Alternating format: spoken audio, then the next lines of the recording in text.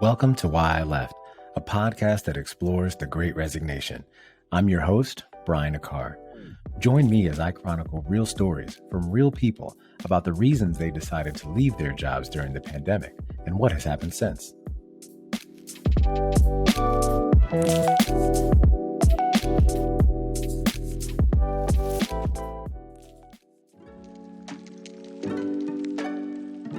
Hello, and thanks for tuning into this episode of the Why I Left podcast.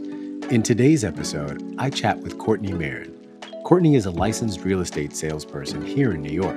Now, she was an advertising executive with more than 20 years in the industry prior to joining the Great Resignation. Although she enjoyed the work that she did, the industry became taxing, and the pandemic opened an opportunity for her in her home life that she really couldn't pass up. Let's go check it out.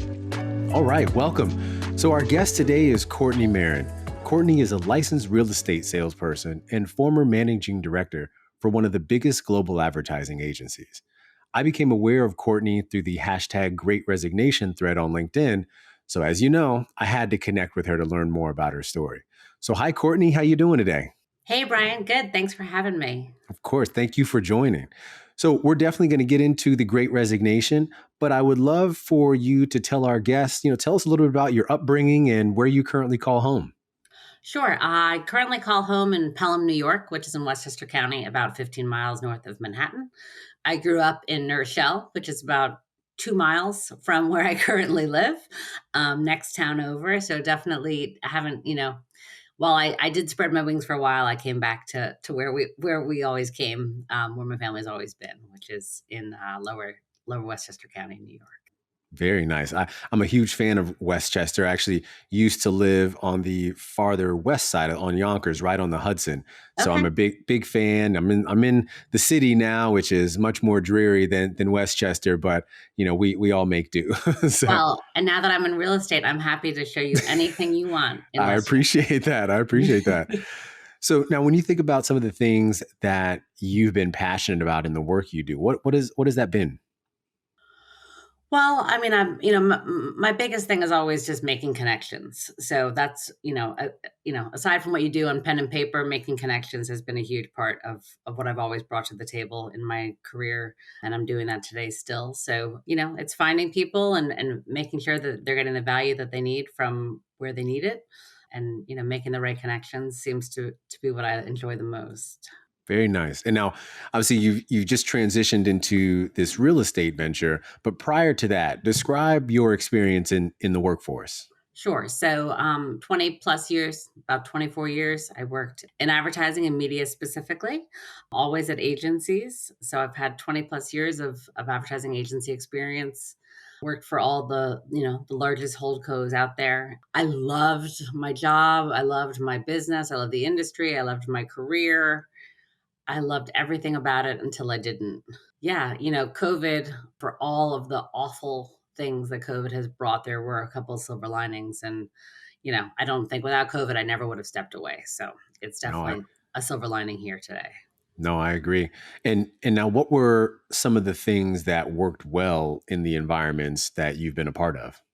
Yeah, no, working with a team was always one of my, one of the highlights. I loved managing people. I loved coaching people, mentoring people. And, for many years, that was a large part of the job. Before COVID, that became a little bit less. But I think that, COVID really sort of broke down what that channel in our business, and not just in advertising, obviously, in all businesses, but just that personal connection really got lost. Going from managing a team and people that you could cheer on every day to managing people you've never met who you only talk to on Zoom a few times a week is a very different experience. Definitely. And it's really a great transition into this COVID piece, right? And so you've mentioned it a couple of times, March of 2020, the world really comes to a halt, and the pandemic as we know it now is really starting. So describe how the pandemic affected you.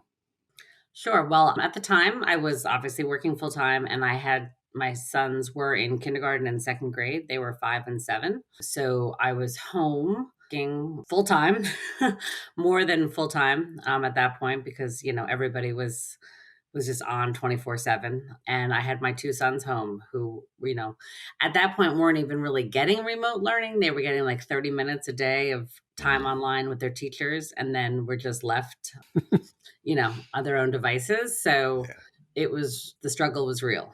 My very much husband so. also, works full time. He's an attorney. So between the two of us working and them being cooped up in a house in the winter, not being allowed to play with their friends or, literally do anything like the rest of the world, or at least around here, it was really challenging. It was bad. Yeah, definitely for us too. I don't envy anybody who had to deal with the remote learning aspect and remote working aspect at the same time. That was tough for our family as well. So what were some of the things that you started to learn and pick up throughout COVID? Sure. Well, I think, the biggest thing that affected our family was really my older son, who again at the time was 7 and in second grade. He really had a hard time with the lockdown, more so than it appeared. At the time, I didn't realize it, but more so than his peers, than his friends, than my friends' others' kids, more so than my, 5-year-old at the time. He really struggled without that social and physical outlet, of sports and school and extracurricular activities. And it was really dark. He was really, really in a lot of pain. Obviously, I think that was all caused from, the lockdown, but there was certainly things that we learned too, some learning disability stuff that we probably may have missed if we didn't know, if we didn't have that opportunity to spend that one-on-one time with him that we did for those long months. Yeah, no, so that's great. So you start picking up new things that, like you said, you may not have picked up before. And so now marry that with, so now you're working still too. So how did the pandemic start to affect the relationship with your job now with this new information from a family standpoint as well? Yeah, I mean, it was, I wasn't alone. Obviously, plenty of people had kids, but it is, the agency world is young, so a lot of people Mhm. don't have kids. It kind of felt like all of a sudden I felt like I was in a different world.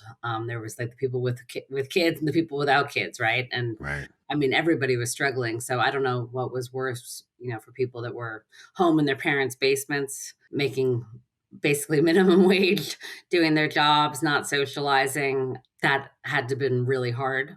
But at the same time, being home, even with more space with little kids was incredibly challenging. So I don't think anybody won in the situation, but I don't know how we got through it, to be honest Right. with you. No, definitely. It's a lot of prayer and maybe a lot of wine. So, so now, so you were, like you said, you were in this advertising role. That's been your industry for 20 plus years. And you were in your last role, I saw, for about 5 years or so. And then you decide to make the transition. So but before I get to the why you left, around what time did you really start realizing that I may need to move on? In January of 2021, I said to my husband, like, I just can't do this anymore. I can't. At that point, our kids had technically gone back to school in September, but our public schools were only doing hybrid. So they were going 2 days a week. We had transferred my older son, who was then in third grade, to private school. So he would go every day. But my little guy was home. We had an au pair living with us. So she was teaching first grade in my kitchen 3 days a week. And I was shuttling my third grader back and forth. And, it wasn't, and I've never said like, I want to stay home and take care of my kids full time. That's not who I am either. I'm a worker. I'm a hustler, but I felt like this isn't working. At that point, I was also working on a client that was on the West Coast. So expectations obviously were to be on calls very late in the day, on the East Coast, and at the same time working with a team who is partially on the East Coast. So we were up doing our work at regular hours or earlier than regular hours. I think that the line really sort of got blurred of what the workday was. There was no more commuting, right? So it wasn't like you took 45 minutes or an hour, 90 minutes, some people, to get to the work. It was like you woke up, turned your phone on, and from that moment on, you were working until you went to bed. Absolutely. Expectations were that, things were going to get done. And, I wasn't by any means the first person to resign. There was a lot of resignations happening, and we could not keep staff. We could not fill positions. It was impossible for those that were left standing to get the work done that needed to be done. But again, we're a client service business. So the expectation was we were going to get it done regardless. Yeah, no, definitely. So all of these things are coming together. January, and the husband says yes. Like, look, you can, let's move on from this. So ultimately, why did you leave your job during the pandemic?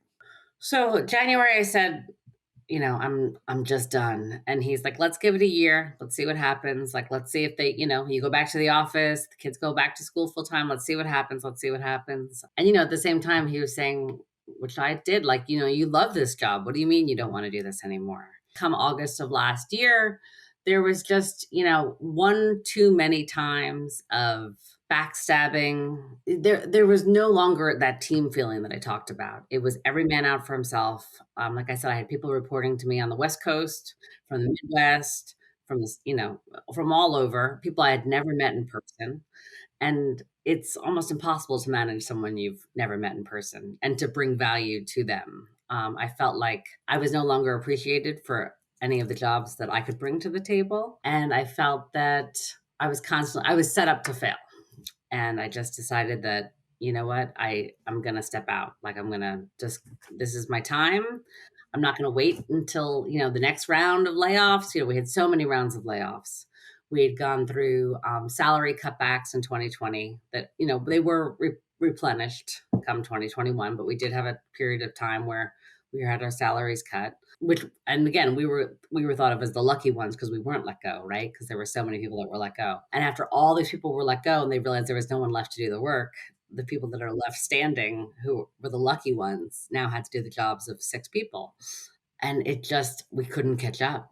We couldn't catch up. And I sort of just had a breaking point one night and I said, I don't want to do this anymore. I know we said we'd give it a year, but I'd like to speak to HR about my opportunities because this is no longer working. And it wasn't that my company was no longer working or my boss was no longer working, I have tons of respect for the people that I reported to, up to the CEO of my company.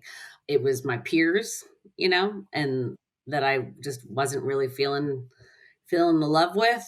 And That makes sense. I was too old for it, right? Like, I was Hmm. just, all that drive that had gotten to me to where I was just faltering. And at the same time, like I said, I'm looking at my family, I'm looking at my kids who at this point, my little guy, he doesn't even remember me going to work every day. Like, he doesn't recall that I was gone from 7:45 a.m. until 7 p.m. every day. Like, I'd come in, he'd be bathed and fed and everything, and I'd come in and swoop him up and bring him upstairs, read him a book, and put him to bed, and that was our interaction for the day.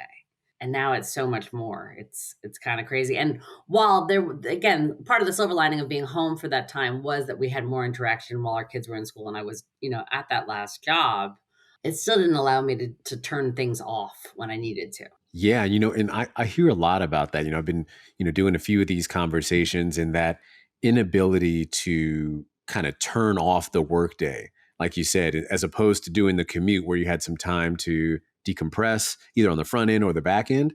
Like you said, you're waking up, maybe not, brushing your teeth and then going right into work, right? And so, and Yes. I hear a lot of folks doing that, and which has led to, a lot of issues of burnout.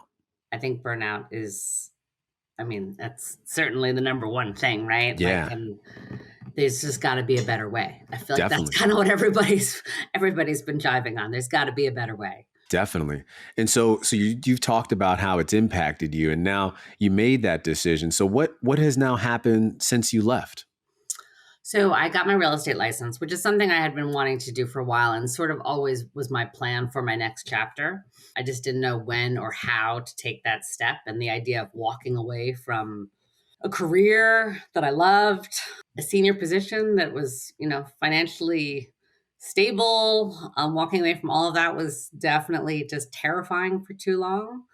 And I just decided that the risks outweighed the stats at that point, and I was going to make that decision. So I've got my real estate license. I've joined a brokerage up here.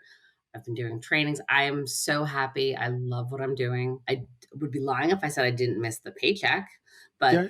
Right. Right. Right. And that's fair. We're about open and yeah. honesty here. So I love it. But yeah, I get, I'm meeting all these new people. I'm doing all the things that I was doing on the side anyway, but now it's my main focus. Like, like I said, connecting people and, just I love real estate and design. And I can't believe that this is what I get to call a job. Yeah. And so what have you learned about yourself throughout this whole process? Huh, good question. Well, like I said, I kind of always known that I'm a soldier that I'm gonna get through, and then it's sort of at the end after you get through that you sort of have that moment of like, oh my god, like now I really need to clean things up. And I would say that's what I went through last summer. It was like I held on for so long, and then finally when I decided to make this happen, it was like everything just sort of fell into place. My management was very supportive, and my kids, like I said, they now just think that I'm gonna be here, right? Even when I'm working now, so I'm not, home necessarily when they get home from school, and I have a babysitter and all of that. They know I'm gonna be there to put them to bed, you know? Yeah. And when And I'm not, it's more of a why not as opposed right. to a norm, which is Exactly. a big That difference. must be pretty impactful as a Yeah, mom, it is. It's crazy. Yeah. And so, one of the aspects of this show also deals with, there are a bunch of people who could be in similar situations. And so I really value, the guests who come on the show providing their advice. So what advice would you give to our listeners who may be maybe in a similar situation as yours, but really don't know what to do next? Well, I would say, I took a giant leap of faith. Now, to be honest, I have a husband who works and he has benefits for our family. So that part would obviously be even scarier if I did not have a partner who could at least cover us for our medical benefits and so forth and help cover the bills. So I'm very lucky in that sense, but we're a two income family. So it's not we can't live the lifestyle we've lived on one lifestyle on one income. It's definitely been a risk, but it's kind of just having faith in yourself. I've listened to a lot of manifestation podcasts, and I'm just trying to believe that I didn't get this far to be left behind. Right. Right. And I know that I have value to bring, and I feel like I want to show people that value, and I felt like it was no longer being seen in my old role. Hmm. No, I love that. I'm a big fan of the mindfulness practices as well. So I'm big into that. So I definitely can resonate. And now, what do you think are some things that employers could be doing to better support employees during this time? Yeah, I mean, I don't envy the people at the top trying to figure out how to keep employees or hire employees, especially in the business I was in, the big Amazons and Googles of the world just keeps hiring everybody, and everybody else who's not them is really, I think scrambling to keep people. I can't blame anything that was going on the top as far as what they were doing or doing wrong, as far as there was no mandate about coming back into the office or about days of the week. I mean, that kept going and snowballing. I'm not sure where they've landed now. As of, October when I left, it was still mostly remote. And I always had a little bit of a flexible Friday work from home, but it was, a real work from home, and it had to be sometimes hidden, right? As opposed to now where everybody just sort of works wherever they are. I would say just check in on your employees more, like what's working, what's not, and listening. But at the same time, I don't know, they've kind of given free rein to a lot of younger people that maybe could use a little bit more mentoring. I think that, promoting somebody because they're cheaper than somebody who's more expensive, who's older, and giving them all the power in the world isn't necessarily the answer. Exactly. So it sounds like there's got to be some balance for Yeah. sure. Yeah.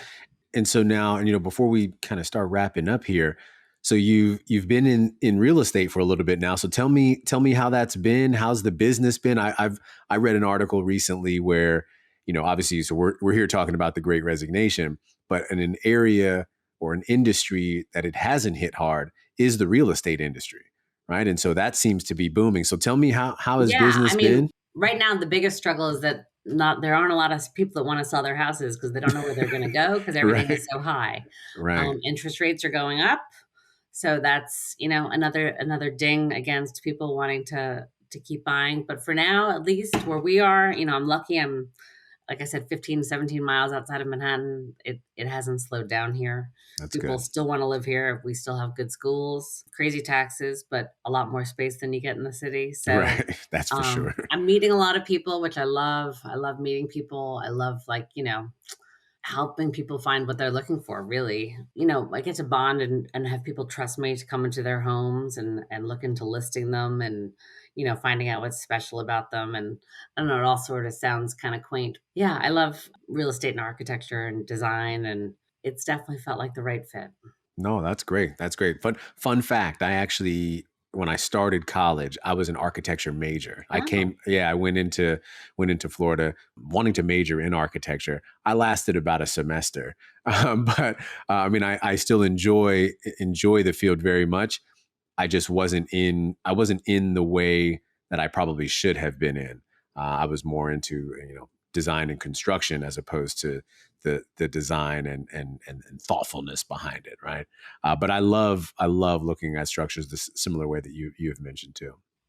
amiss without mentioning, my son, who I talked about with the struggles and the learning disabilities that we determined. And we have just been on that. And that's like the biggest win out of all of this. We've gotten him services. Now he's back in public school. We left the private school that he was in just so he could go full time. He's back in full public school full time. He gets the services he needs. He's getting great grades. He's happy, and I know people always say all they want is their kids to be happy. And I never realized how much that was true until this pandemic, but he's happy again. And he's happy that we're here. Like I would not have the relationship that I have with him today if COVID never happened. I just wouldn't. I mean, you talk about silver lining. I mean, it does. I'm a father of two as well, and I mean, it doesn't get any better than that. Mhm. So, well, I'm glad that the pandemic offered that opportunity for you and your husband to really get that closeness with your son and learn more about him to get the things that he needed. Well, Courtney, I think this was a great discussion. I loved having you come on. I appreciate you taking some time to speak with me, and I'm also grateful that we were able to connect on LinkedIn. So, before we kind of get out of here, where can people find you online? Oh, sure. So my own site that you can find myself at now for all of my real estate ventures is Courtney Maron, COURTNEY, MARON .juliabfee.com. And that will take you right to my page, a little bit of bio about myself and all my contact information. And I can send that along to you as well. Fantastic. I'll make sure I put that in the notes as well. So, all right. Well, that'll do it for today's episode. Again, I want to thank Courtney Maron for joining us today. I'll be sure to, like I said, share her information. And Courtney, I hope you have a great week. Summer's coming up, hopefully here in New York. We've had some crazy weather of late. It's terrible this weekend, but summer I think is around the corner. So again, I thank you for joining me, and I hope you have a great time, and I hope everyone else has a great week. Thanks so much, Brian.